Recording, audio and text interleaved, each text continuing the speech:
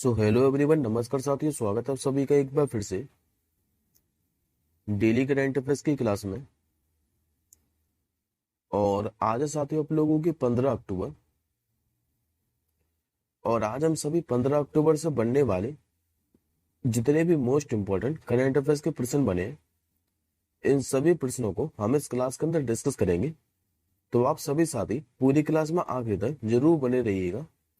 लेकिन साथियों उससे पहले, जैसा कि आप सभी को ज्ञात है कि पहले हम लोग लास्ट क्लास के क्वेश्चनों को रिवाइज करते हैं, उसके बाद हम लोग आज के प्रश्नों की ओर बढ़ते हैं। तो पहले एक बार मैं आपको फटाफट से 14 अक्टूबर के करंट अफेयर्स के प्रश्नों को क्विकली रिवाइज करा देता हूँ मात्र 2 मिनट के अंदर।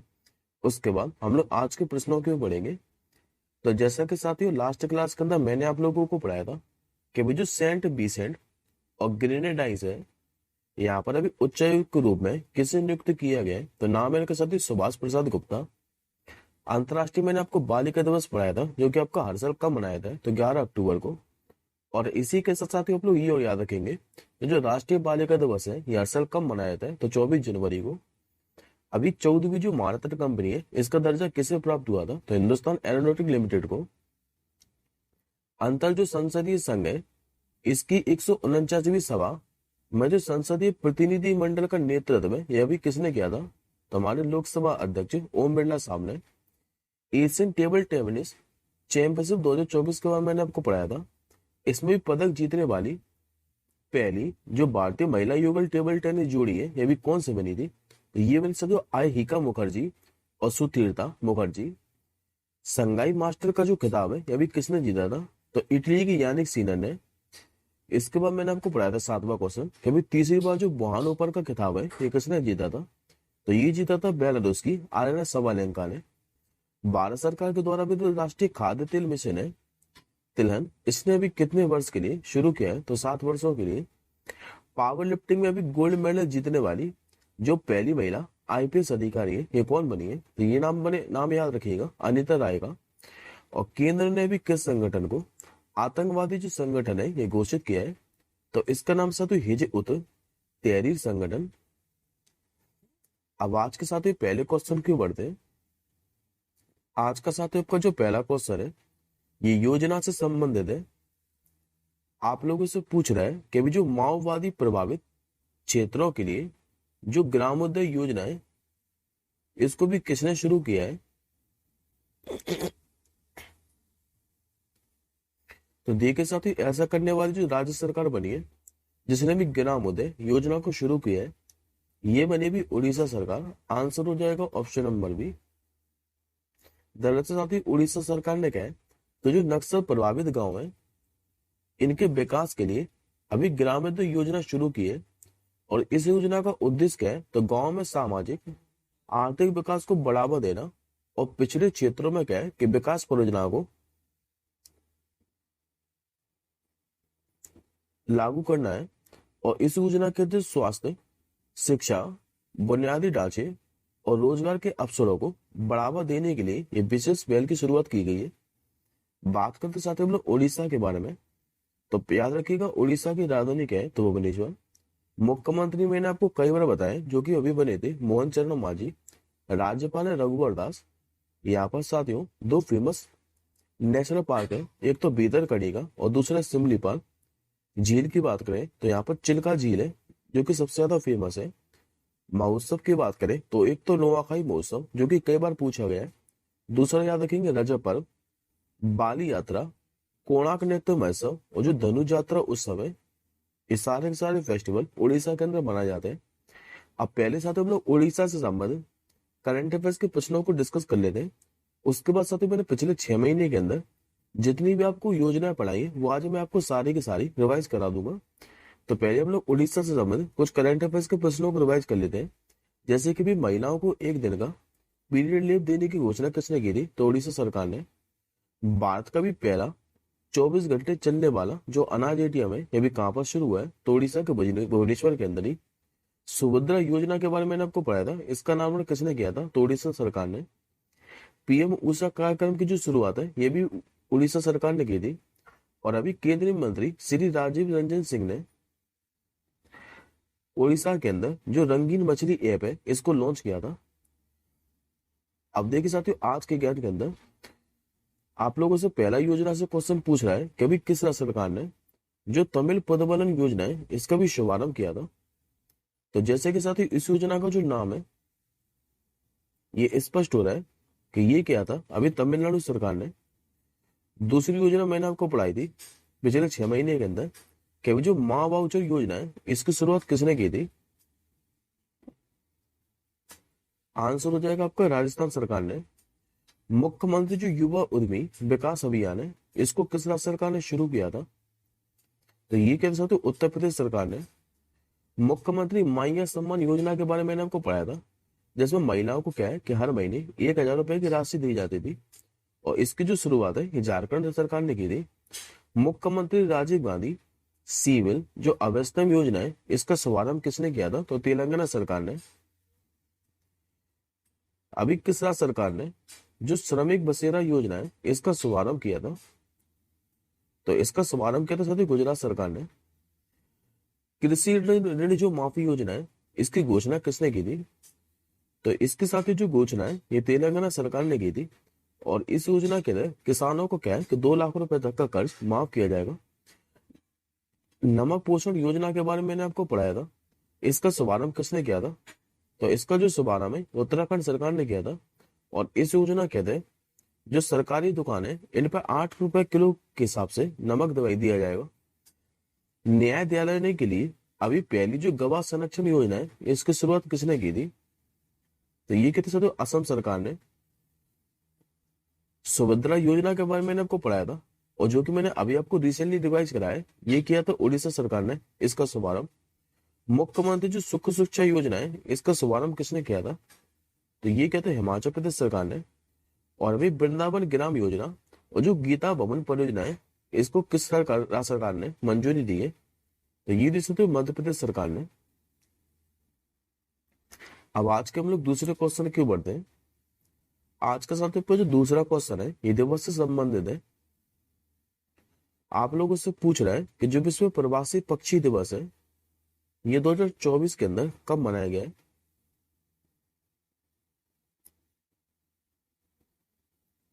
तो ये दिवस साथियों 2024 में इस बार 12 अक्टूबर को मनाया गया है। आंसर होगा आपको ऑप्शन नंबर सी। देखिए साथियों वैसे तो ये विश्व प्रवासी पक्षी दिवस है ये साल में 2 बार मनाया जाता है और 2024 में इस साल में 2 बार किस तारीख को मनाया है। तो एक बार मनाया गया 11 मई को और आज मनाया गया है ये 12 अक्टूबर को। और यह दिवस क्या है कि वैसे तो मई में दूसरे शनिवार या फिर अक्टूबर के दूसरे शनिवार को मनाया जाता है, लेकिन इस बार जो मई का दूसरा शनिवार और अक्टूबर का दूसरा शनिवार है ये 11 मई और 12 अक्टूबर को पड़ा है। इसलिए विश्व जो प्रवासी पक्षी दिवस है ये इस बार 12 अक्टूबर को मनाया गया है। इस दिवस को मनाने का उद्देश्य क्या है। तो प्रवासी पक्षियों और इनके आवासों के संरक्षण की आवश्यकताओं में जागरूकता बढ़ाना है और हर साल ये किसी न किसी विषय के साथ मनाया जाता है। तो 2024 के लिए इसकी थीम क्या है। तो प्रोटेक्ट इंसेक्ट प्रोटेक्ट वर्ल्ड ये 2024 के लिए विश्व प्रवासी पक्षी दिवस की थीम है। अब एक बार साथ हम लोग अक्टूबर महीने के सारे देश को रिवाइज कर लेते हैं। तो जैसे कि साथ मैंने आपको 1 अक्टूबर से इस बार 3 दिवस पढ़ाए थे। एक तो पढ़ाया था मैंने इंटरनेशनल ओल्डर पर्सन डे यानी कि अंतर्राष्ट्रीय वृद्धजन दिवस। दूसरा मैंने आपको पढ़ाया था अंतर्राष्ट्रीय कॉफी दिवस और तीसरा मैंने आपको पढ़ाया था जो वर्ल्ड वेजिटेरियन डे है। ये तीनों के तीनों दिवस 1 अक्टूबर को मनाए जाते हैं। इसके बाद हमने 2 अक्टूबर से भी 2 दिवस पढ़े थे, एक तो अंतर्राष्ट्रीय अहिंसा दिवस और दूसरा मैंने आपको पढ़ाया था जो स्वच्छ भारत दिवस है ये भी 2 अक्टूबर को मनाया जाता है। इसके बाद सीधा हमने 4 अक्टूबर को पढ़ाया था विश्व पशु दिवस यानी कि वर्ल्ड एनिमल डे। 5 अक्टूबर से मैंने आपको 2 दिवस पढ़ाए थे, एक तो वर्ल्ड टीचर डे और दूसरा मैंने आपको पढ़ाया था जो राष्ट्रीय डॉल्फिन दिवस है। ये दोनों के दोनों 5 अक्टूबर को मनाए जाते हैं। इसी से रिलेट कर आप लोग याद रखेंगे कि जो राष्ट्रीय शिक्षक दिवस है ये कब मनाया जाता है। तो हर साल 5 सितंबर को। वर्ल्ड कॉटन डे आपका हर साल 7 अक्टूबर को मनाया जाता है। 9 अक्टूबर को हर साल मनाया जाता है वर्ल्ड पोस्ट डे यानी कि विश्व डाक दिवस। 10 अक्टूबर को मैंने आपको पढ़ाया था कि जो विश्व मानसिक स्वास्थ्य दिवस है यानी कि वर्ल्ड मेंटल हेल्थ डे ये हर साल कब मनाया था। 10 अक्टूबर को। और जो राष्ट्रीय पोस्ट दिवस है ये मनाया जाता है आपका 10 अक्टूबर को ही। 11 अक्टूबर को मैंने आपको कल ही पढ़ाया था कि जो अंतर्राष्ट्रीय बालिका दिवस है ये मनाया था आपको 11 अक्टूबर को। लेकिन यदि आप लोगों से राष्ट्रीय बालिका दिवस के बारे में पूछे तो ये हर साल आपका 24 जनवरी को मनाया जाता है। अब आज का तीसरा क्वेश्चन देखिए। आज का साथियों आपका जो तीसरा क्वेश्चन है ये स्पोर्ट्स से संबंधित है। आप लोगों से पूछ रहे हैं कि भी किसने बेंडिगो जो अंतरराष्ट्रीय चैलेंज बैडमिंटन टूर्नामेंट है इसमें अभी महिला एकल का खिताब जीता है। ये जीत रही साथियों भारत की तान्या हेमंत ने। आंसर होगा ऑप्शन नंबर ए। अभी बात की जो तान्या हेमंत है इन्होंने भी रविवार को बेंडिगो अंतरराष्ट्रीय चैलेंज बैडमिंटन टूर्नामेंट का महिला एकल का खिताब जीता है। और इन्होंने साथियों हराया किसको है, तो इन्होंने चीनी ताइपे की तुंग सियो टोंग को हराया। और 21 साल की जो तान्या हेमंत है ये तीसरा अंतरराष्ट्रीय खिताब और साल का इनका पहला ये खिताब है। हालांकि साथियों 2024 में ये पोलिश ओपन और जो अजरबैजान अंतरराष्ट्रीय है इसमें उपविजेता रही थी। और इन्होंने इसी के साथ 2022 में इंडिया इंटरनेशनल और 2023 के अंदर क्या है कि ईरान फज्र इंटरनेशनल का खिताब भी जीता है। अब बात करते साथ हमने एडिशनल इन्फॉर्मेशन के बारे में। तो ये तीनों के तीनों जो क्वेश्चन है मैंने आपको आज ही रिवाइज कराए। हालांकि तीनों के तीनों क्वेश्चन मैंने आपको कल ही पढ़ाए थे। मैंने आप लोगों को पढ़ाया था कि जो आहिका मुखर्जी है और सुतेता मुखर्जी ये अभी एशिया टेबल टेनिस चैंपियनशिप 2024 में पदक जीतने वाली पहली भारतीय महिला युगल टेबल टेनिस जोड़ी बनी है। आर्यना सबलेंका का नाम मैंने आपको अभी रिवाइज कराया कि इन्होंने तीसरी बार बुआन ओपन का खिताब जीता है। और जानिक सिनर जो कि इटली के हैं इन्होंने अभी संघाई मास्टर का खिताब जीता है। अब आज के चौथे क्वेश्चन की ओर बढ़ते हैं। ये इस साल का साथियों आपका छठवां नोबेल पुरस्कार है और जिसकी क्या है कि अभी हाल ही में घोषणा हो चुकी है। और सबसे आखिरी में जो है ये अर्थशास्त्र का नोबेल पुरस्कार ही दिया जाता है। तो इसी से संबंधित आप लोगों से क्वेश्चन पूछ रहा है कि अभी वर्ष 2024 का जो अर्थशास्त्र में नोबेल पुरस्कार है इस बार किससे प्रदान किया गया है। तो इस बार साथियों अर्थशास्त्र में जो नोबेल पुरस्कार है ये 3 अर्थशास्त्रियों को मिला है। एक का नाम है डेरन एस मोगलू, दूसरे अर्थशास्त्री का नाम है साइमन जॉनसन और तीसरे अर्थशास्त्री का नाम है जेम्स रॉबिन्सन। यानी कि आंसर होगा आपका ऑप्शन नंबर डी सभी। देखिए साथियों अभी रॉयल स्वीडिश एकेडमी ऑफ जो साइंस है इसी के द्वारा ये इकोनॉमिक्स के नोबेल पुरस्कार की घोषणा की गई है। और इस वर्ष ये जो पुरस्कार है ये 3 अर्थशास्त्रियों को दिया है। एक तो इसमें तुर्की अर्थशास्त्री जिनका नाम है डेरोन एस मोगलू और बाकी के जो 2 अर्थशास्त्री हैं ये यूके के हैं। एक तो है साइमन जॉनसन और दूसरे का नाम है जेम्स रॉबिन्सन। अच्छा ये पुरस्कार इनको मिला क्यों है, तो तीनों अर्थशास्त्रियों को ये जो पुरस्कार है ये संस्थानों के गठन उनके समृद्धि पर प्रभाव के अध्ययन के लिए दिया गया है। बात करते साथ हम नोबेल पुरस्कार के बारे में। तो ये अल्फ्रेड नोबेल की स्मृति में दिए जाते हैं हर साल 10 दिसंबर को। और इन पुरस्कार की शुरुआत कब हुई थी, तो याद रखेंगे साथियों अर्थशास्त्र की जो नोबेल पुरस्कार की शुरुआत है 1968 के अंदर हुई थी। लेकिन पहली बार जो अर्थशास्त्र का नोबेल पुरस्कार है 1969 में मिला था। और किसे मिला था, तो रेगनर फ्रिस्क और जॉन टिनबर्गिन को। इसमें 10 लाख अमेरिकी डॉलर की नगद इनामी राशि दी जाती है। और इससे पहले वाला जो वर्ष 2023 का अर्थशास्त्र का नोबेल पुरस्कार है ये किसे प्रदान किया गया था, तो क्लैडिया गोल्डन को। यदि साथियों आप लोगों से ये पूछे कि पहले भारतीय कौन थे जिनको अर्थशास्त्र का नोबेल पुरस्कार मिला था, तो ये अमर्त्य सेन थे जिन्हें 1998 के अंदर पहला अर्थशास्त्र का नोबेल पुरस्कार दिया गया था। अब एक साथी मैं आपको कंप्लीटली नोबेल पुरस्कार से संबंधित वीडियो प्रोवाइड करा दूंगा आपको इसी चैनल पर, तो आप लोग उसको जरूर देख लीजिएगा। आप आज शाम तक क्या है कि आपको नोबेल पुरस्कार पर वीडियो मिल जाएगी। अब आज के हम लोग 5वें क्वेश्चन की ओर बढ़ते हैं।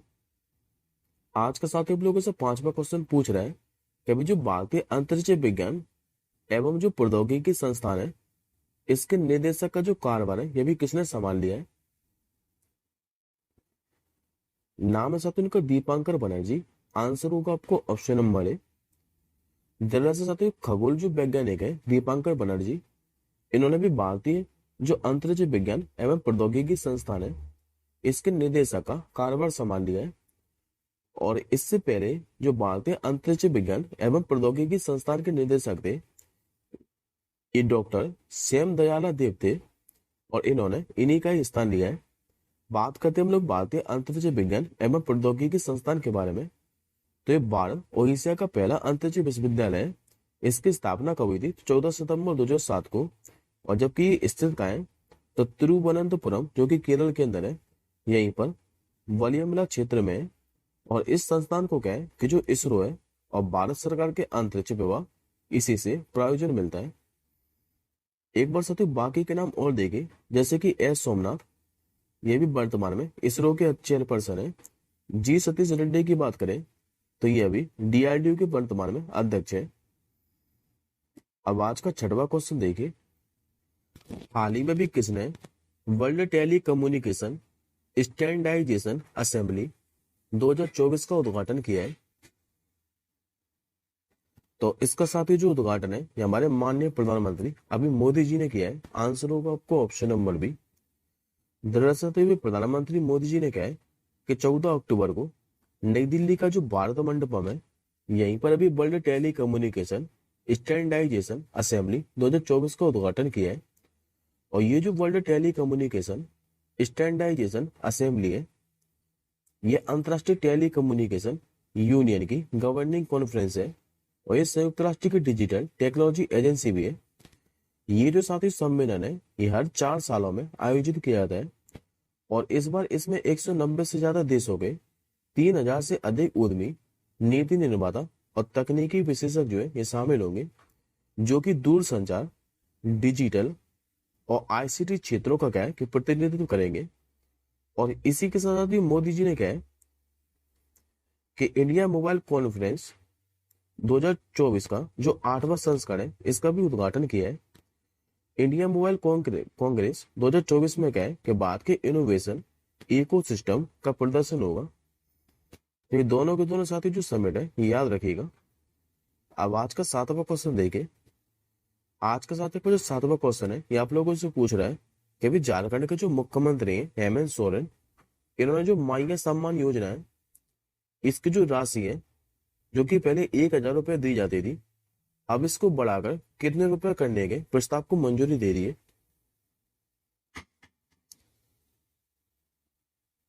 तो साथियों अब जो मुख्यमंत्री मांगे सम्मान योजना है इसमें महिलाओं को जो राशि है ये हर महीने 2500 रुपए मिलेगी। आंसर होगा आपको ऑप्शन नंबर डी। दरअसल मुख्यमंत्री हेमंत सोरेन की अध्यक्षता में क्या है कभी एक बैठक हुई है जिसमें मांगे सम्मान योजना की जो राशि है ये 1000 रुपए से बढ़ाकर अब 2500 रुपए करने के प्रस्ताव को मंजूरी दे दी है। और ये बढ़ी हुई जो राशि है ये कब से मिलेगी? तो इसी साल के दिसंबर महीने से महिलाओं के खातों में भेजी जाएगी। बात करते साथ हम लोग झारखंड के बारे में। तो झारखंड का जो गठन है ये 15 नवंबर सन 2000 को हुआ था। राजधानी आप लोग जानते हैं जो कि रांची। मुख्यमंत्री हेमंत सोरेन और राज्यपाल यहाँ के भी नए बने थे संतोष कुमार गंगवार। लोकसभा की सीटें पूछे तो यहाँ पर 14 है। राज्यसभा की सीटें आपको देखने को मिलेंगी 6, जबकि विधानसभा की सीटों की संख्या कितनी है? तो 82। और यहाँ पर आपको जिले देखने मिलेंगे 24। सबसे साथ ही जो यहाँ पर फेमस राष्ट्रीय उद्यान है ये बेतला राष्ट्रीय उद्यान है, जो कि कई बार एग्जाम में पूछा गया है। और ये दोनों साथी त्योहार याद रखिएगा, सबसे ज्यादा बार ये दोनों ही त्योहार पूछे गए हैं। एक तो साथी आप लोगों से पूछेगा कि जो भक्ता पर्व त्योहार है ये किस राज्य में मनाया जाता है? तो याद रखेंगे झारखंड के अंदर। और दूसरा सरहुल त्योहार। अब आज के 8वें क्वेश्चन की ओर बढ़ते हैं। आज का साथियों को जो 8वां क्वेश्चन है, अभी जो आईसीसी है यानी कि इंटरनेशनल क्रिकेट काउंसिल, इसने player of the month award की घोषणा कर दी है सितंबर महीने के अंदर। और ये जो player of the month award है ये हर महीने दिए जाते हैं।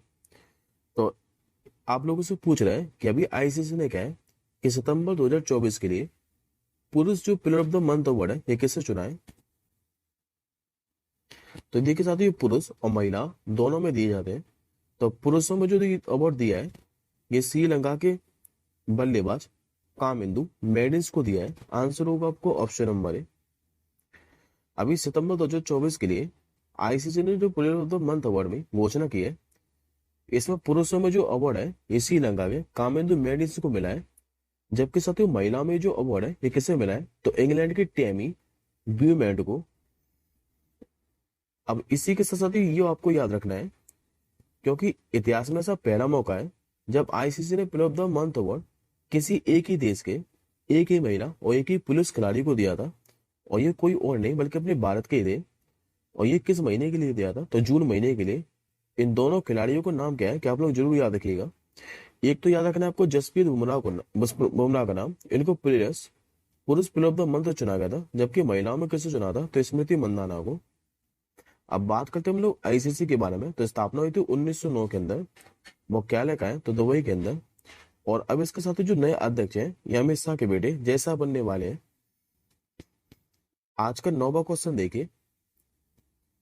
आज का आप लोगों से 9वां क्वेश्चन पूछ रहा है, कभी महिला T20 इंटरनेशनल क्रिकेट में 2000 रन बनाने वाली सबसे कम उम्र की जो खिलाड़ी है ये भी कौन बनी है। ये बन चुके साथी शेफाली वर्मा। आंसर होगा आपको ऑप्शन नंबर सी। अभी शेफाली वर्मा जो है ये अंतरराष्ट्रीय T20 में 2000 रन बनाने वाली सबसे कम उम्र की क्रिकेटर भी बन गई है। और इन्होंने क्या है कि श्रीलंका के खिलाफ आईसीसी महिला T20 विश्व कप के ग्रुप ए मैच में यह कारनामा किया है। इस मैच में अगर देखें तो शेफाली वर्मा की जो आयु है ये 20 साल और 255 दिन की थी। और इससे पहले साथ ये जो रिकॉर्ड है ये किसके नाम था, तो आयरलैंड के गैबी लुइस के नाम। इन्होंने आयरलैंड की गैबी लुइस का ही रिकॉर्ड तोड़ा है। ये आज का साथियों का आखिरी क्वेश्चन है जो कि आपका पुरस्कार से संबंधित है। आप लोगों से पूछ रहा है कि अभी जो UNFPA इसने भी मातृ स्वास्थ्य और परिवार नियोजन में अग्रणी भूमिका के लिए किस देश को सम्मानित किया है। तो ये साथियों अपने प्यारे भारत को ही किया है। आंसर होगा आपको ऑप्शन नंबर ए। अभी जो संयुक्त राष्ट्र जनसंख्या कोष है इसने भी मातृ स्वास्थ्य और जो परिवार नियोजन है इसको आगे बढ़ाने में भारत की उल्लेखनीय प्रगति को मान्यता दी है। और इसमें साथ जो संयुक्त राष्ट्र जनसंख्या कोष के जो कार्यकारी निदेशक है जिनका नाम है डॉक्टर नतालिया कनम। इन्होंने केंद्रीय जो स्वास्थ्य सचिव है श्रीमती पुण्य सलीला श्रीवास्तव इन्हीं को एक पट्टिका और प्रमाण पत्र से सम्मानित किया है। अच्छा, बात को ये अवार्ड मिला क्यों है, तो सन 2000 से लेकर 2020 की अवधि में जो मातृ मृत्यु अनुपात है इसको 70% कम करने के लिए उल्लेखनीय योगदान के लिए दिया है। ये आज का साथ आपका क्वेश्चन ऑफ द डे है। इस प्रश्न का आंसर आप लोग मुझे कमेंट बॉक्स के अंदर बताइएगा कि आप अभी किस राज्य सरकार ने जो उपवन योजना है इसकी शुरुआत की थी। इस प्रश्न का आंसर आप लोग कमेंट बॉक्स के अंदर बताइएगा। अब हम जल्दी मिलेंगे साथियों अगले क्लास के साथ ही। तब तक के लिए जय हिंद, वंदे मातरम।